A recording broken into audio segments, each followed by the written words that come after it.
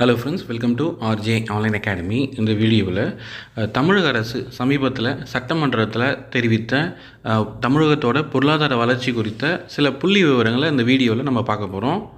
இந்த புள்ளி விவரங்கள் பார்த்திங்கன்னா டிஎன்பிசி தேர்வு மட்டும் இல்லாமல் பல்வேறு போட்டித் தேர்வுகளுக்கும் உங்களுக்கு பயனுள்ளதாக இருக்கும். வாங்க இந்த வீடியோவில் என்னென்ன அந்த முக்கியமான தகவல்கள் இருக்குன்றதை பார்ப்போம். முதலாவதாக உயர்கல்வி சேர்க்கை.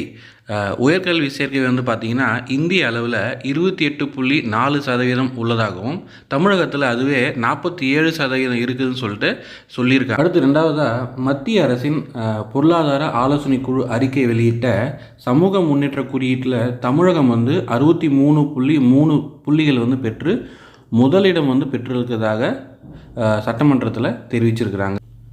அடுத்து மூணாவது வறுமை கோடு சதவீதம். வறுமை கோடு சதவீதம் பார்த்திங்கன்னா தேசிய அளவில் 11.2%, அது தமிழகம் 1.43% தான் இருக்காங்கன்னு சொல்லியிருக்காங்க. அடுத்து நாலாவது மக்களை தேடி மருத்துவம் திட்டம் ஐநா இதுக்கு திட்டத்திற்கு ஐநா ஒரு சிறப்பு விருது கொடுத்துருக்குறாங்க. இந்த திட்டத்தின்படி தமிழக அளவில் பார்த்திங்கன்னா 2.25 கோடி பேர் பயன்பெற்றிருக்காங்க. அடுத்து அஞ்சாவது பார்த்திங்கன்னா அதிக தொழிற்சாலைகள் கொண்ட மாநிலம் தமிழகம் தான் அப்படின்னு சொல்லியிருக்காங்க. எவ்வளவு தொழிற்சாலைகள் இருக்குதுன்னு பார்த்தீங்கன்னா 39,666 தொழிற்சாலைகள். அடுத்து ஆறாவது முதலீடுகள் பெற்றதில் தமிழகம் 2ஆம் இடம். முதலீடுகள் பெற்றதில் தமிழகம் 2ஆம் இடம் இருக்கிறதாகவும், அதே போல் எவ்வளவு முதலீடுகள் பெற்றிருக்காங்கன்னு பார்த்தீங்கன்னா 5.35 லட்சம் கோடி தமிழகம் முதலீடாக பெற்றுள்ளது.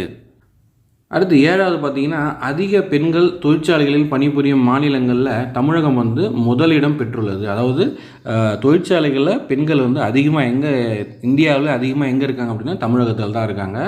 அடுத்து எட்டாவது ஒரு முக்கியமான தகவல் பார்த்திங்கன்னா காற்றாலை மின் உற்பத்தியில் தமிழகம் 2ஆம் இடமும், சூரிய சக்தியில் தமிழகம் 4ஆவது இடமும் பெற்றுள்ளது.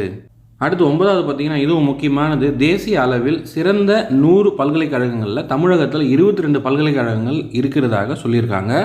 அடுத்து 10வது பார்த்திங்கன்னா 2024-25 நிதியாண்டில் தமிழகத்தின் மின்னணு பொருட்கள் ஏற்றுமதி எவ்வளோ அப்படின்னா $14.65 பில்லியன்.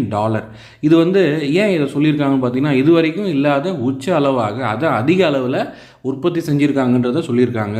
அடுத்து 11வது 2024-25 நிதியாண்டில் தனிநபர் வருமானம் பார்த்திங்கன்னா தேசிய அளவில் 2,06,000ஆகவும், அதுவே தமிழகத்தில் பார்த்தீங்கன்னா 3,58,000ஆகவும் உள்ளதுன்னு சொல்லியிருக்கிறாங்க. அடுத்து 2024-25 நிதியாண்டில் ஒட்டுமொத்த வளர்ச்சியில் பார்க்கும்போது இந்தியா 6.5%, தமிழகம் 9.69% பெற்று முதலிடத்தில் இருக்குதுன்னு சொல்கிறாங்க. ஒட்டுமொத்த வளர்ச்சியில் தமிழகம் தேசிய அளவில் முதலிடத்தில் இருக்குது அப்படின்னு சொல்கிறாங்க. எவ்வளோ வளர்ச்சின்னு பார்த்தீங்கன்னா 9.69%.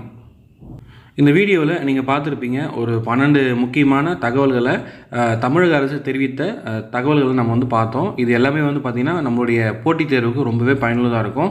இந்த மாதிரி நம்ம சேனலில் போடக்கூடிய டிஎன்பிசி எக்ஸாம் மட்டும் இல்லாமல் பல்வேறு போட்டித் தேர்வுகள் சம்மந்தமான நடப்பு நிகழ்வுகளுக்கான வீடியோவை நீங்கள் பார்க்குறதுக்கு நம்ம சேனலை மறக்காமல் சப்ஸ்கிரைப் பண்ணுங்கள். தேங்க்ஸ் ஃபார் வாட்சிங் ஆர்ஜே ஆன்லைன் அகாடமி.